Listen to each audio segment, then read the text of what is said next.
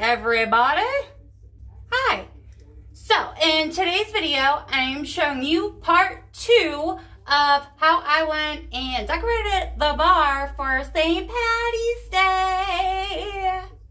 Stay tuned. For a warning, it may be a little inappropriate, maybe a little, but hey, it's for pickled people at the bar, so they'll love it. So if you remember in part 1, I went in and created my little fake cereal and my fake marshmallows out of craft paper and construction paper. And here's how it turned out. I added it with Scotch tape to the chalkboard at the bar.